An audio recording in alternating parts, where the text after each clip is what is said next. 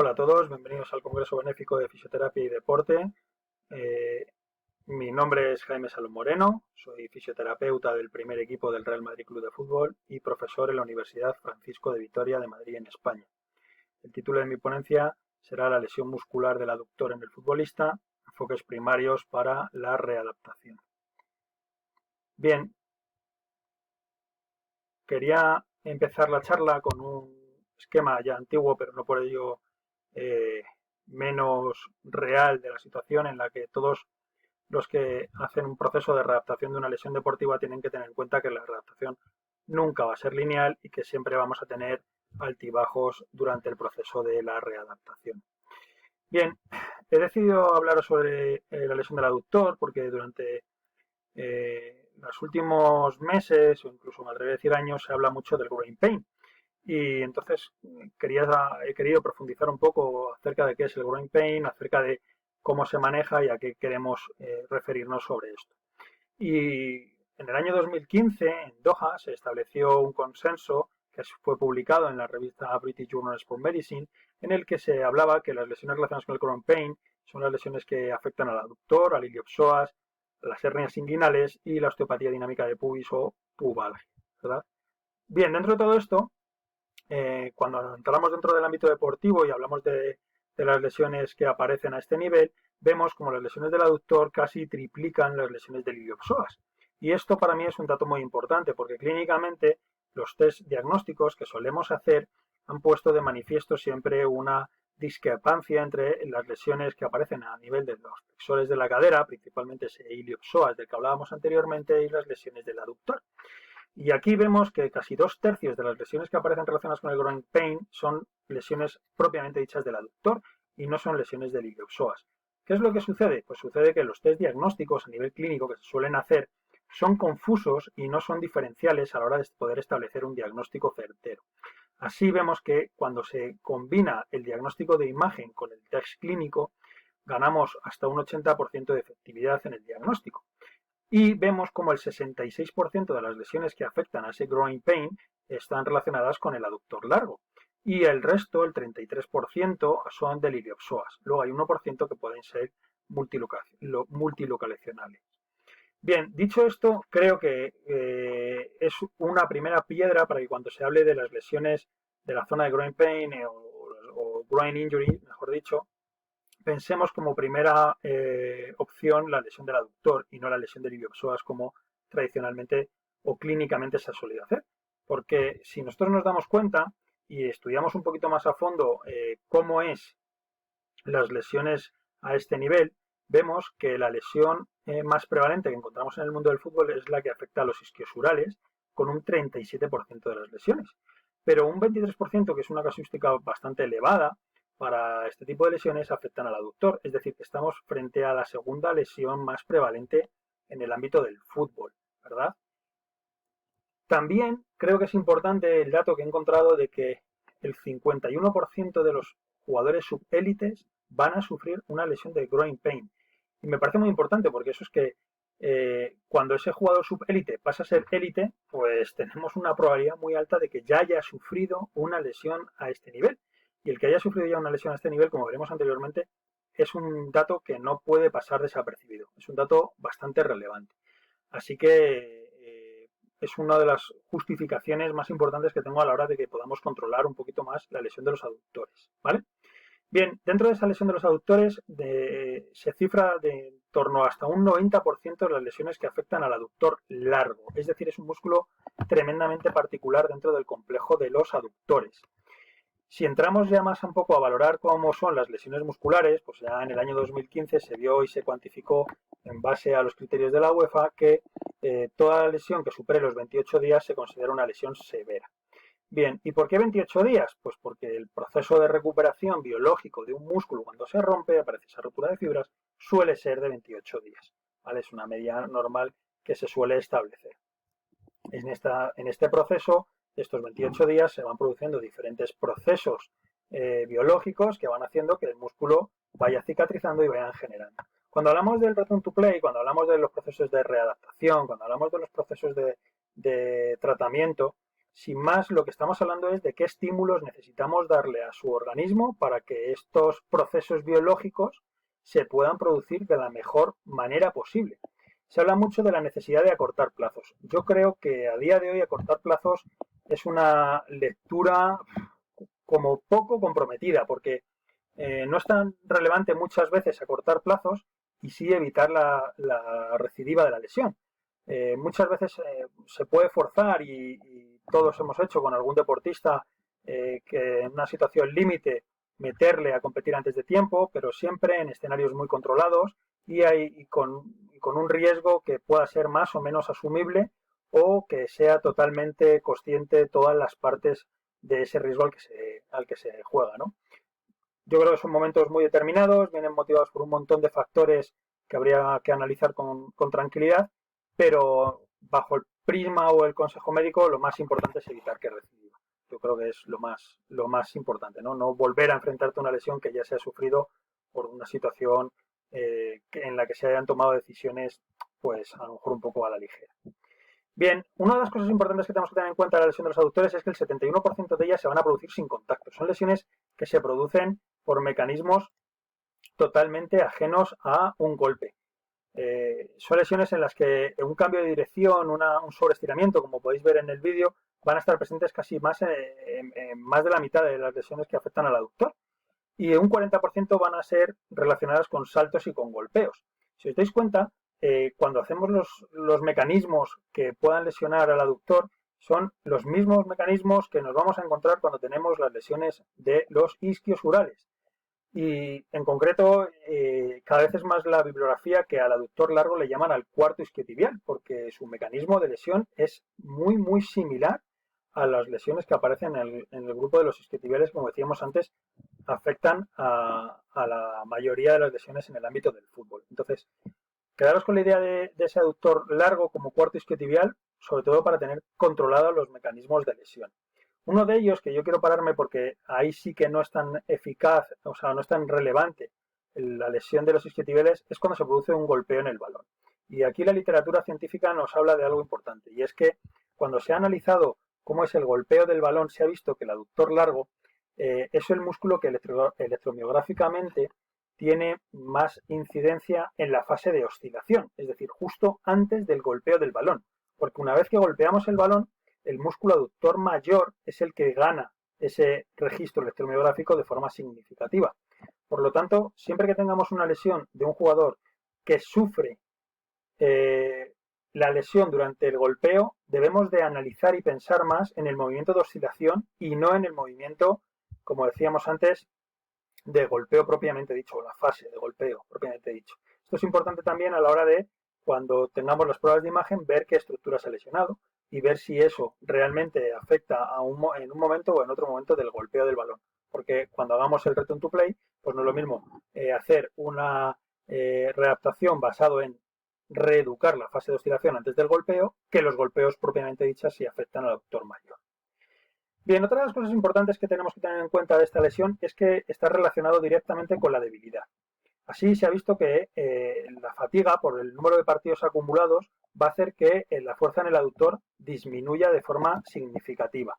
Tanto es así que se puede cuantificar y si hacemos una correlación de que cada 100 unidades arbitrarias relacionadas con el RPE se va a perder 0,8 newtons de fuerza en el quiz test, vemos que el acúmulo de partidos puede ser uno de los factores que hagan que nuestros jugadores de fútbol sufran una lesión relacionada con los aductores.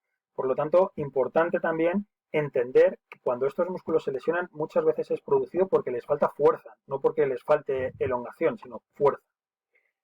Bien, recientemente se ha publicado un libro que he escrito junto a otros colaboradores, fisioterapeutas, médicos, licenciados en actividad física y deporte, psicólogos y demás, sobre la readaptación.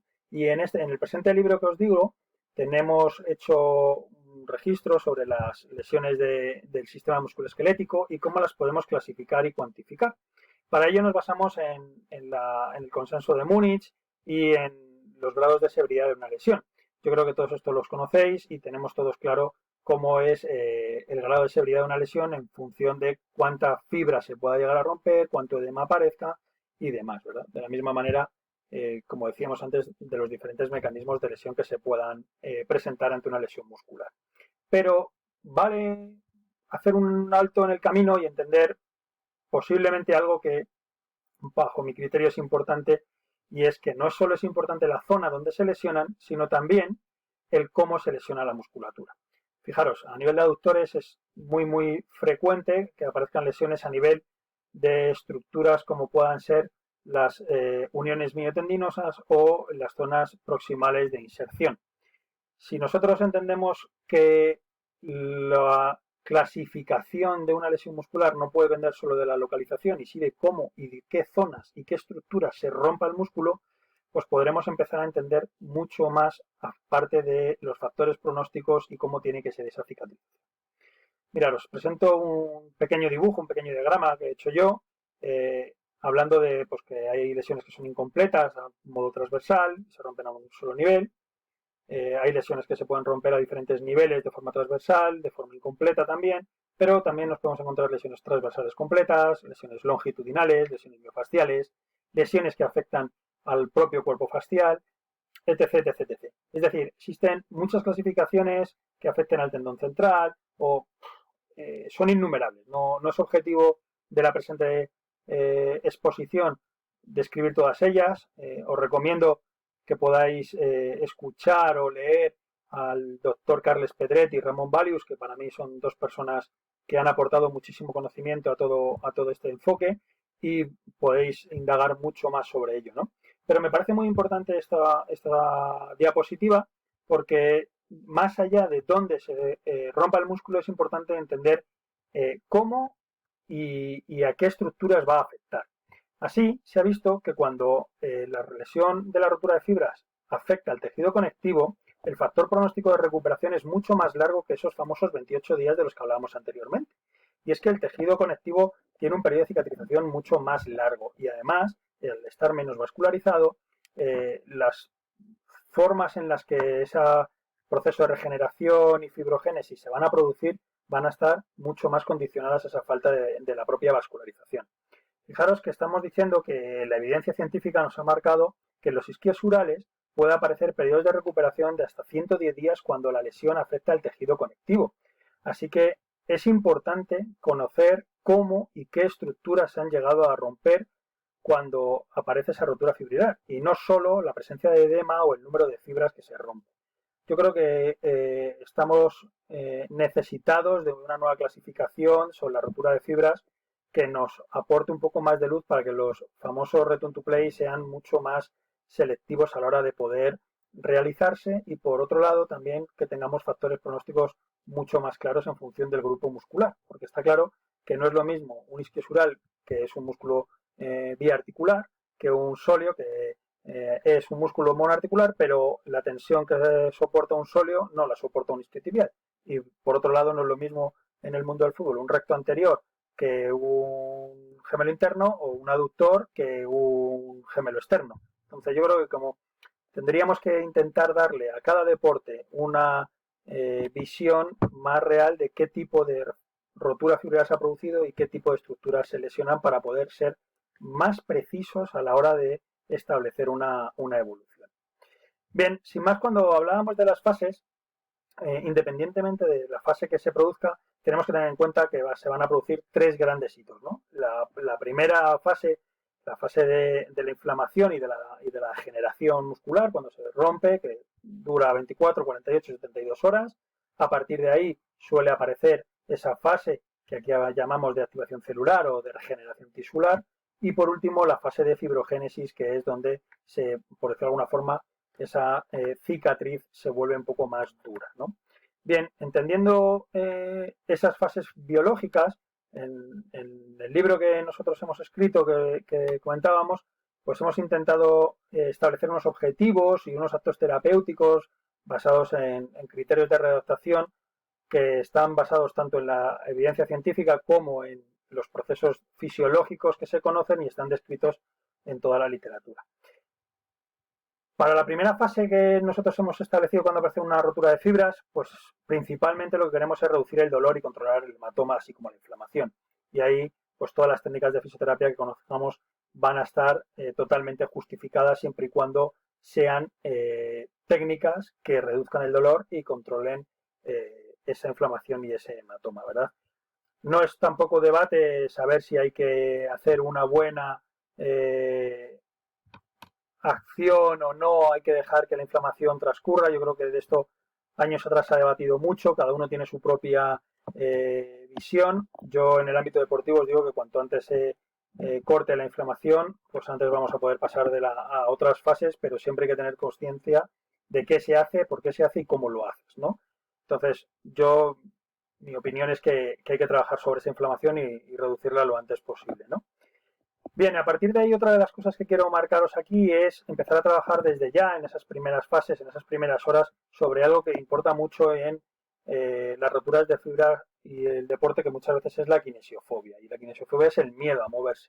Para eso, una de las propuestas que hacemos en nuestro libro y el grupo de trabajo en el que durante muchos años he estado yo con ellos, es el trabajo de la terapia acuática, ¿no? Porque nos permite, entre otras muchas cosas, esa reducción de la inflamación por la presión hidrostática, mejorar el hematoma y reducir la kinesiofobia, ¿no?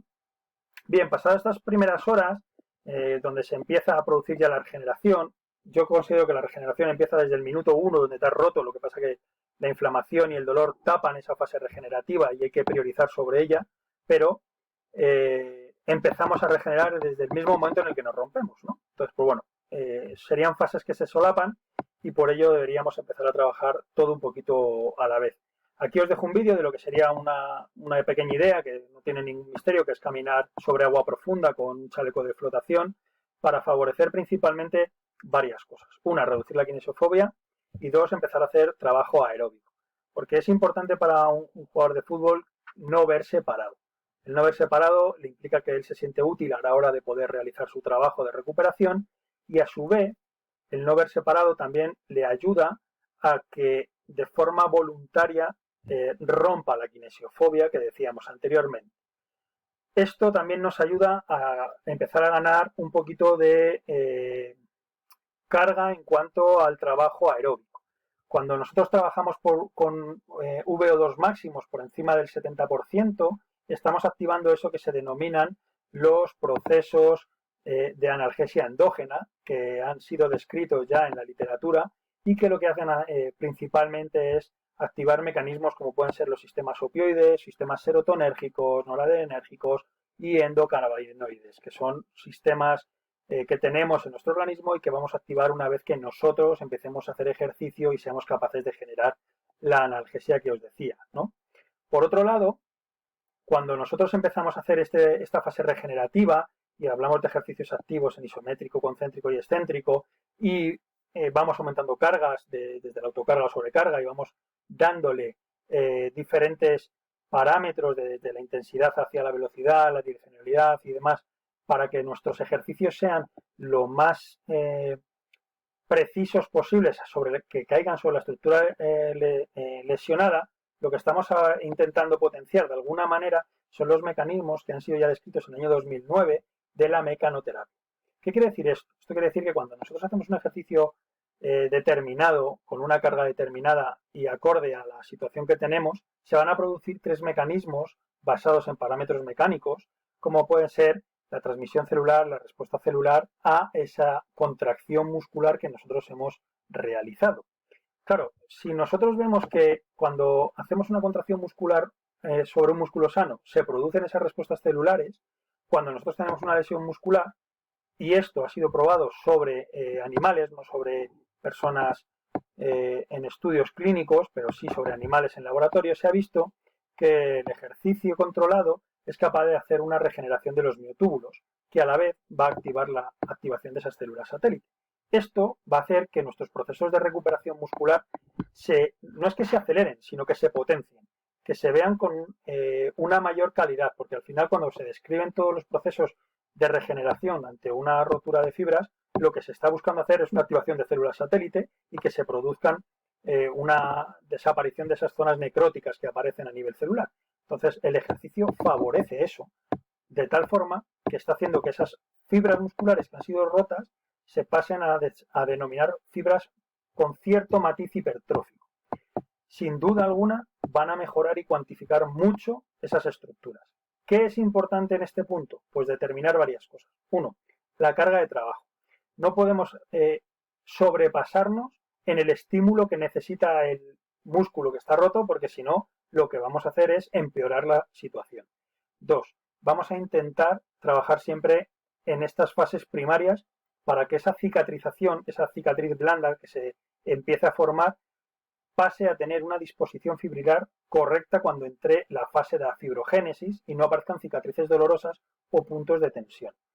Y tres, y lo más importante, es que si somos capaces de darle la cuantificación de la carga y la direccionalidad oportuna con los grados de velocidad de contracción y de relajación necesarios, lo que estamos haciendo es potenciar esa respuesta celular en mayor medida en las zonas donde se ha roto el músculo, por esa disposición de las células satélites que llegan a las zonas de lesión. Bien, vuelvo a retroceder un momento a este punto porque también me parece importante en las lesiones del aductor que no se nos olvide el trabajo de la parte central, ¿verdad? Esa bisagra central que tenemos, ese core, que para mí es básico y que debe estar siempre trabajado en este sistema, porque entre otras muchas cosas nos va a estabilizar la pelvis y nos va a otorgar una respuesta mucho más generalizada. Además, se sabe que las contracciones isométricas son capaces de volver a desencadenar otra vez estos mecanismos de analgesia endógena si son submáximas o si están relacionadas con las zonas de la lesión. Por lo tanto, el trabajo de core, entre otras muchas cosas, también nos va a favorecer que nuestro deportista sienta analgesia. Bien, por último entraríamos en esa fase de fibrogénesis, en el que el principio básico que tenemos que tener en cuenta para nuestro protocolo de readaptación es que ya tenemos una alta médica, es decir, que la cicatrización se ha producido, es correcta, pero lo que tenemos que intentar hacer ahora es que esa cicatriz blanda pase a ser una cicatriz mucho más estable. No quiero decir rígida, no quiero decir tensa, pero sí quiero decir estable en cuanto a que nos permita que ese músculo recupere todas sus propiedades viscoelásticas. Para ello, el trabajo de fuerza es muy importante. Yo creo que ahora mismo toda la literatura y todos los trabajos que se hacen en la práctica clínica están basados en la fuerza. Nosotros hemos incluido ahí dos cosas importantes, que es la coordinación y la agilidad, que consideramos que son muy importantes. Porque si estamos hablando de músculos que su capacidad de fuerza es la de contraerse un número determinado de veces, la coordinación y la agilidad va a hacer que esa fuerza que tiene que repercutir en el músculo sea en vectores de fuerza correctos. Por lo tanto, no habrá gestos descoordinados y habrá gestos de patrones de reclutamiento mucho más favorecidos. Por eso no solo trabajar la fuerza cuando aparece una rotura de fibras como pilar, sino también trabajar el pilar de la coordinación y el pilar de la agilidad. ¿Cómo podemos hacer eso? Pues otra de las propuestas que se hacen a través de nuestra obra publicada es trabajando a nivel intra e intermuscular. Es muy importante que no solo se trabaje el músculo lesionado de forma aislada, sino que se trabajen todas las cadenas musculares. Porque al final, el trabajar una cadena muscular repercute también en el músculo lesionado. Si yo soy capaz de hacer una contracción muscular importante a nivel del músculo lesionado, implicando a cadenas intermusculares, estoy estabilizando y estoy generando analgesia a la vez. Os pongo el ejemplo de una lesión del aductor mayor, por ejemplo, del aductor largo. Por ejemplo, yo quiero haceros un ejercicio en el que potenciemos mucho este trabajo. Yo puedo hacer un trabajo isométrico del aductor de la pierna afecta y puedo trabajar un patrón quebrado de fuerza de la musculatura de la pierna opuesta, favoreciendo así lo que sería, por ejemplo, el golpeo de balón de la pierna sana. Esto me favorece la contracción muscular isométrica del músculo lesionado, genero analgesia, mejoro los procesos de reparación y a la vez toda la cadena cruzada que se produce cuando se golpea el balón. Al final, en el fútbol profesional, todos los jugadores, o prácticamente casi todos los jugadores, dominan el golpeo con ambas piernas. Entonces, es importante que en una primera fase empecemos a generar ese tipo de patrón de movimiento, ¿verdad? Otra de las formas que podemos hacer o que debemos hacer es tener una periodización mucho más clara en base de cuál es la fase en la que se encuentra la estructura lesionada, ¿verdad? Y a partir de ahí, pues bueno, cómo trabajamos desde la funcionalidad hasta la contextualización final para que pase a formar parte de la readaptación ya en el campo de los gestos deportivos propiamente dichas y las habilidades básicas que pueda haber necesitado reentrenar otra vez el jugador lesionado. Deciros que toda esta fase, para mí es una fase que es importante que esté bien contextualizada en el marco de que el deportista va a tener que trabajar con mucha gente diferente en muchos ámbitos diferentes, ¿no? Por eso los principios básicos para mí deben de estar claros en cuanto a qué se busca generar y en qué momento estamos. No tanto en qué se hace, sino el dónde estamos para saber qué tenemos que hacer, ¿vale? Si no sabemos en qué punto estamos, es fácil que el estímulo sea excesivo y perjudiquemos más que favorezcamos la reparación del tejido. Bien, uno de los grandes problemas que nos encontramos en las fases de readaptación son los criterios para avanzar en las fases. Realmente no hay nada publicado, es muy difícil y habría que establecerlos por cada una de las diferentes lesiones. En esta lesión concreta que nos aborda, que es la del aductor largo o la de los aductores, hemos visto que la literatura nos cifra dos test como estrellas o parámetros a seguir. Uno de ellos es el Copenhagen y el otro es el Squeeze test. El Copenhagen se ha visto que si se ha relacionado con la escala AGOS y con la escala NPRS, que es la escala numérica del dolor, se ha podido establecer un criterio diagnóstico en base a cuánto dolor sufre a la hora de realizar este tipo de ejercicio. Entonces, deciros que si tenemos a un deportista que sufre más de, o nos cuantifica su dolor del aductor al hacer el Copenhagen más de un 3, yo creo que no es un buen momento para avanzar de fase, sino que tendríamos que seguir manteniéndonos en las fases en las que estamos. Lo normal es que podamos avanzar cuando estemos como sobre un 2 de dolor. Esto es lo que nos dice la literatura. Yo en mi experiencia clínica es verdad que con 2-3 pienso en que es un dolor soportable y controlable y podemos seguir avanzando en los procesos de readaptación del aductor, pero no más de un 3, ¿vale? Porque puede ser que exista una irritación alta todavía del tejido y esto nos pueda condicionar sobre todo que vayamos hacia atrás. 2-3, bajo mi punto de vista clínico, es más que suficiente para poder hacer una buena interpretación de cómo es el Copenhague. Y también, por puntualizar esto, en función de cómo es el deportista y de cómo es la lesión y dónde está, no hago un Copenhague puro y duro descrito en la literatura, sino que voy adaptando mucho la contracción isométrica del aductor, porque me da muchas veces miedo si el paciente tiene mucha irritabilidad o no se siente todo lo seguro, me da miedo exponerle a una posición en la que él se pueda sentir vulnerable y eso hacer que retroceda. Entonces, lo realizo, pero lo realizo con mucha cautela, ¿vale? Otra de las cosas que tengo que tener en cuenta es que, como hemos dicho antes, este tipo de lesiones cursan con un déficit de fuerza. Y entonces, una de las cosas que más me ayudan a entender en qué momento me encuentro es si soy capaz de hacerle una dinamometría manual en el squeeze test, porque se ha visto que todo aquello que sea por debajo de 465 newtons va a favorecer el factor de riesgo hasta en un 72% la lesión. Es verdad que no existe un parámetro real de decir ese aductor está sano porque depende de cada jugador, depende de cada musculatura y demás, pero diferencias de entre 100 newtons pueden ser significativas para que ese músculo todavía te muestre debilidad. Entonces, yo lo que intento tener en cuenta es eso, que las dos extremidades me den valores más o menos equilibrados y respetando esos 100 newtons de diferencia entre una pierna y otra. Bien, y por último, pues bueno, si tenemos todo esto en cuenta y hacemos todo bien o lo mejor posible nuestra recuperación, pues lo normal es que nuestro paciente no se lesione, pero es que hay veces que haciéndolo bien, nuestro paciente vuelve a lesionarse. ¿Por qué os digo esto? Os digo esto porque ya en el año 2004 se estableció que el mayor factor de riesgo para sufrir una lesión muscular es haberla sufrido antes.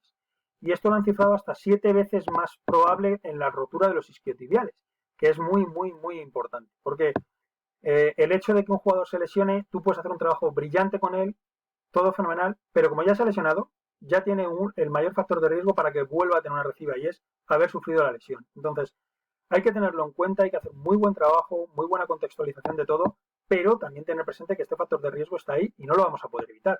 Del mismo modo que tampoco vamos a poder evitar los factores genéticos. Y es que hay polimorfismos, como puede ser la CTN3R577X, que va a estar presente cuando nos encontramos a jugadores que tienen un stiffness muscular muy alto. y por mucho que trabajemos, genéticamente tienden a tener mucha rigidez. Y la rigidez muscular va a jugarnos dos malas pasadas. Uno, todo cambio de dirección que haga ese aductor, si va a tener este código genético elevado, va a ser un factor de riesgo para que al hacer ese movimiento de cambio de dirección se pueda lesionar. Y dos, un músculo rígido es un músculo que no deja fortalecerse bien, que el trabajo de fuerza no lo admite de forma correcta. Por lo tanto, va a ser un músculo que genéticamente también nos puede dar problemas. Por todo ello, tener en cuenta que estos condicionantes van a estar presentes y que muchas veces no los vamos a poder modificar. Bueno, pues para resumir un poquito mi ponencia, os dejo unos highlights de los que hemos hablado. Pues uno principalmente, que el aductor largo es el más prevalente en este tipo de lesiones. Otro, que es muy importante determinar el tipo de la rotura de fibra para tener un pronóstico evolutivo claro de lo que se pretende hacer o de lo que se pretenda conseguir. Que el principal mecanismo de lesión suele ser un mecanismo indirecto, muy similar al que se produce cuando aparecen las roturas en los isquiosurales, y por eso se denomina al aductor largo el cuarto isquiotibial. Que cuando la afectación es del tejido conectivo, el factor pronóstico en días se nos va a alargar más de lo establecido, y que es importante tener como objetivo primario para nuestro return to play conocer los efectos biológicos de los tejidos en su reparación, el tipo de rotura que ha tenido y en qué fase nos podemos encontrar para cuantificar bien las cargas y dar una buena respuesta a lo que necesita nuestro deportista. Por último, deciros que también es importante que en este tipo de lesiones en concreto tenemos dos test, como puede ser el Copenhague y el Squeeze, que nos van a dar información de si podemos o cómo podemos evolucionar. Y por último, no olvidar esos factores genéticos y la probabilidad que pueden tener de existir nuevas lesiones. Sin más, me despido de todos vosotros, os agradezco vuestra atención, os dejo canales de contacto para si alguien, una vez pasado el congreso, quiere contactar conmigo, pueda hacerlo y estaré encantado de resolverle todas sus dudas. Y sin más, agradecer a la organización del presente congreso y a los patrocinadores todo el esfuerzo que han hecho para que esto sea posible y podamos luchar todos desde nuestra posición y desde nuestra manera un poquito más contra el COVID-19. Un saludo a todos y muchas gracias.